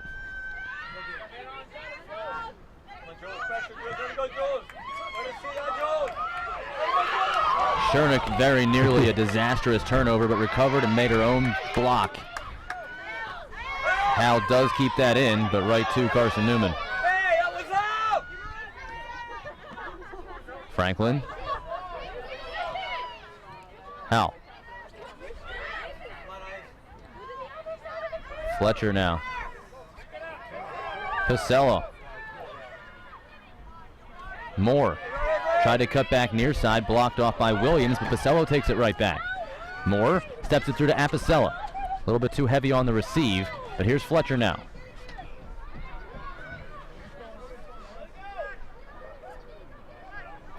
And Frazier will choose to play that ball and walk it back into the box where she can pick it up with two hands. I think Frazier's kind of happy to do something there. You know, she hasn't really been called on at all the second half. Hey, I'll take as many touches here as I possibly can. It's cold down here. I'll get Kimmy Moore for the handball.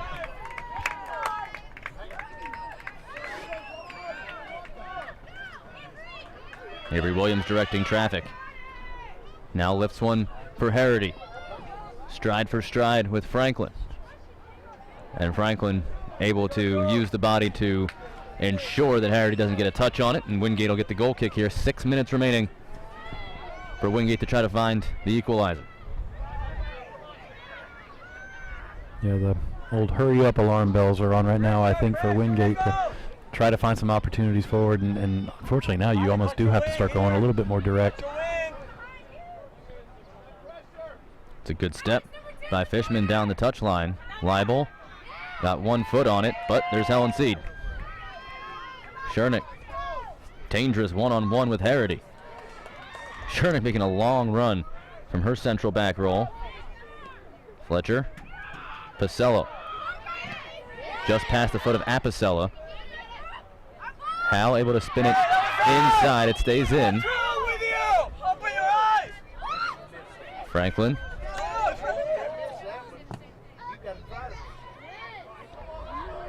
Leibel lost it to Williams. 5 minutes remaining. And the return pass to Schernick deposited out of play.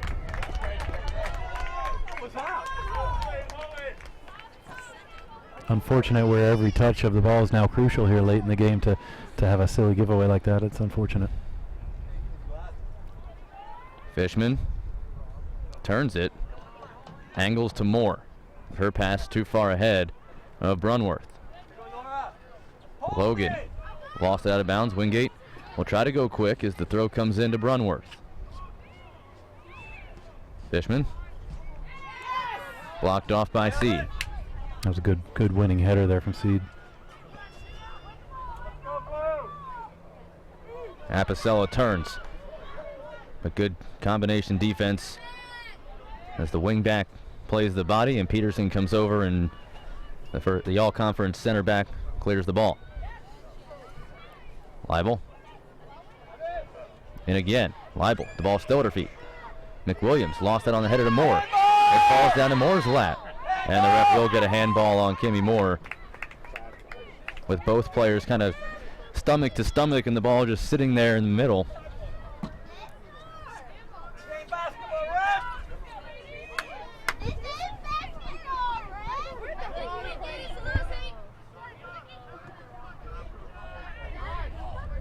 Harity with the flick on for Ness. She'll just carry it over to the corner here. Yeah.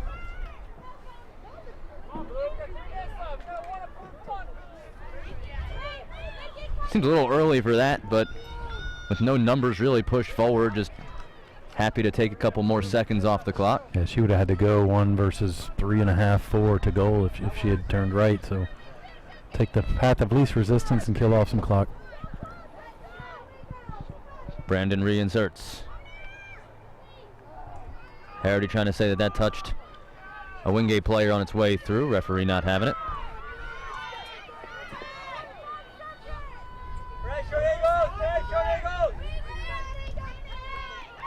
An important win here. Whoever gets ahead on here can have a good opportunity.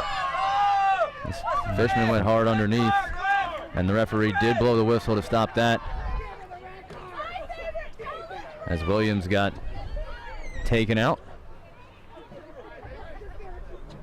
Now Carson-Newman will push numbers forward, see if they go for a breathing room goal or just try to walk off some time.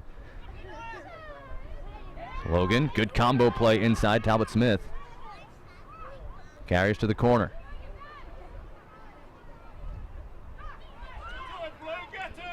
There's Avery Williams. Under 2 to play. That blocked off by Fishman. And the foul.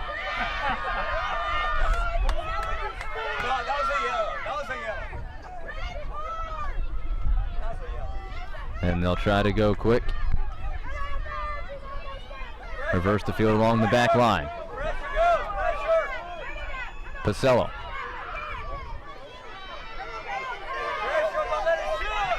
Franklin letting it build. Leibel tried to flick it on. Schernick wide for Leibel. Wraps around. Able to sidestep one defender and then roll it wide. Brunworth with the insert. Seed there to block it off. Pacello heads it back in. Apicello got a touch on it. Kimmy Moore touched it wide, and Fishman was making a run towards the near post instead of the far. And that could have been trouble. That was definitely trouble with 2 players on slightly different pages there. Carson-Newman fans rise to their feet. Under a minute left. Sensing their 5th championship, tournament championship in school history, trying to win both the regular season and the conference tournament, and pretty much lock up the 1 seed in the southeast region. That ball forward, Van Ness was running down through the middle of the field, screaming for it wide open. Carson-Newman willing just to keep possession on that far touchline to see out the game. They'll throw it in, 20 seconds remaining. Taken away by Wingate, perhaps time for another push. They try to get it ahead and do, and they'll get a foul called here with 10 seconds left. 9, 8, 7, 6, 5, 4. And the ref's going to stop the clock here with 4.8 seconds left. And he's going to the card. Talbot Smith got a little bit too close to that service ball. Obviously, you got to give the 10 yards.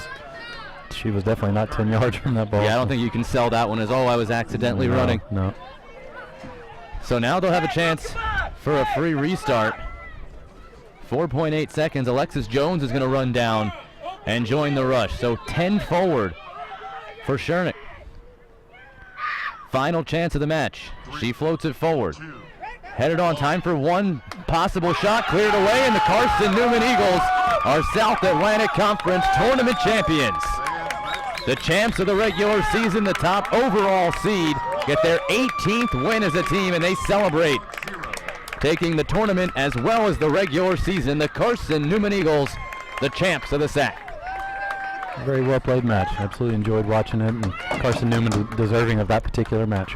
Nikki McWilliams, the lone goal scorer. It was a 1-0 final in the regular season, and again, a 1-0 tilt in the favor of the Carson-Newman Eagles, who head on to the NCAA postseason with 2 championships already under their belt. So, Craig, the Bulldogs started putting together some stuff towards the end, but Carson-Newman really controlled much of that match, and if it looked like the scoreline, it looks like it's right. Yeah, I definitely agree, and to be honest, if it ended 2-0, it might be a goal in each half for Carson-Newman. Probably would be more indicative of the overall play. Jessica Frater with her 18th win, the freshman goalkeeper tying the Carson-Newman single-season record, and she'll have some postseason chances to try to take the lead in that department as she gets some hugs from her teammates. The Eagles now a perfect 5 for 5 when they get to the South Atlantic Conference Tournament Finals. They take home the hardware. They do so here in 2015 as the Eagles defeat the Bulldogs 1-0. For Craig Turnbull, Ryan Brown, and our whole great crew, this is Jake Levy saying thank you so much for watching. Stick around. We'll have post-match interviews as well as the trophy presentation right here on the SAC Digital Network. And as you watch the Carson-Newman Eagles celebrate, take this opportunity to thank our tremendous crew all weekend long who did an outstanding job all day Friday and then back again on Sunday. Trey and TJ Harrell, your camera operators, were sensational.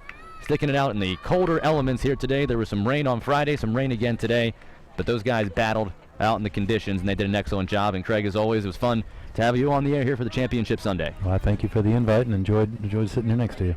So the Eagles take the hardware. We'll be back with interviews on the SAC Digital Network. For Craig, Ryan, and our whole great crew, Jake Levy, for now, saying so long from Rock Hill.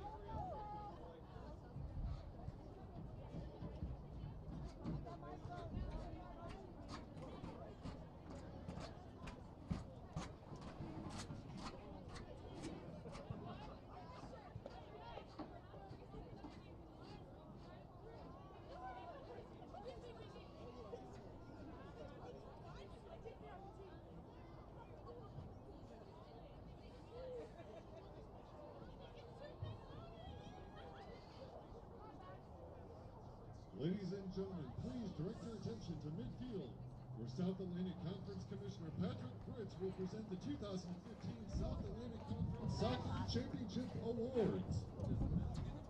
First, for the all-tournament team, as your name is called, please step forward. From Queens, Logan Vitale. From Queens, Jill Clark. From Anderson, Bedoya Aguirre. Who you need? From Anderson, Mariana Provida.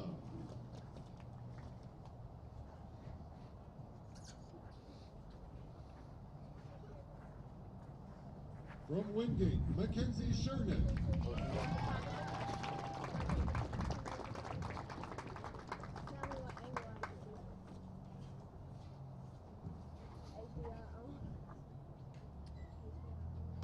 From Wingate, Macy Franklin.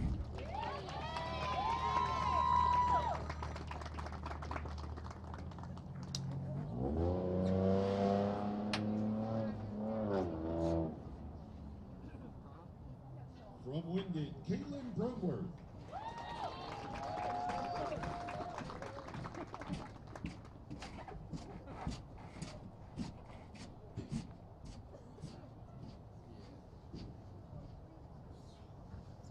From Carson-Newman, Haida Ragni.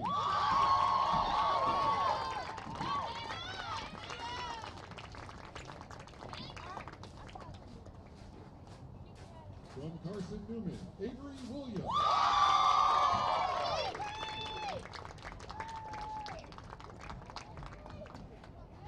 From Carson-Newman, Helen C.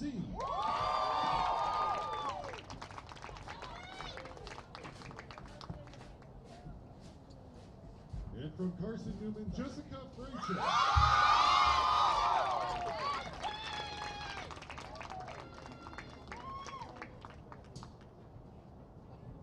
And the 2015 South Atlantic Conference Soccer Championship Most Valuable Player from Carson-Newman, Haida Ragni.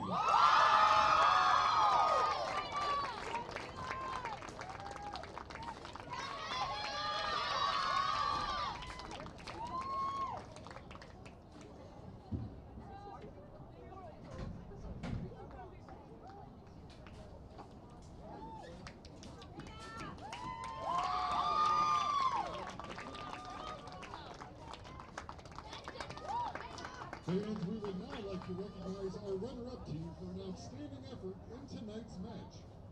Would the captains from the Wingate University Bulldogs please come forward and accept the tournament runner-up award?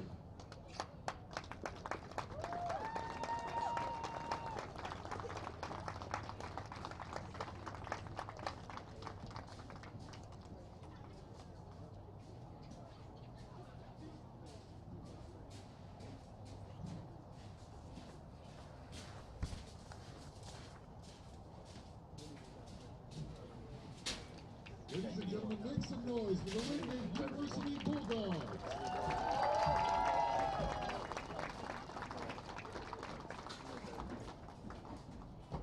And now, would the members of the Carson-Newman Eagles please come forward to accept the championship trophy?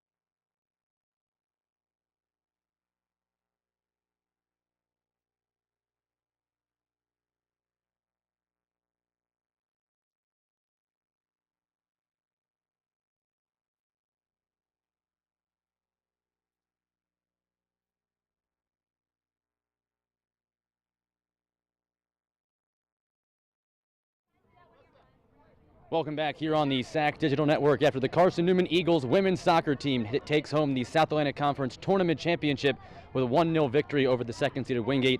I'm joined by the goal scorer, Nikki McWilliams, and the head coach, Richard Moody. Coach, start with you. 1-10 last year. What a turnaround. What does this win and this tournament championship mean to you? It's everything for us as a team. It's, you know, Carson-Newman has a great history. Every program does, and with plaques, trophies lying everywhere, and all these kids joined our program and believed in a coaching staff that promised them a future for the program and things to come. And now it's paying off, and they bought into it. And you know, last year we were a team that won 1-10 in the conference, only won 3 games, but we were a good team. We were just missing some pieces, and now we've got the pieces. We're a fantastic team now on a record 18-2. One of those fantastic pieces, Nikki McWilliams, able to get the game-winning goal. Obviously, you guys had a couple of chances early, but then Julianne set that ball on a platter for you. What was going through your mind? Just to finish it. You don't get many chances against Wingate, so you know when you do, you have to put them away. That's what Coach keeps saying every time we set foot in the field. So I'm just happy I did it.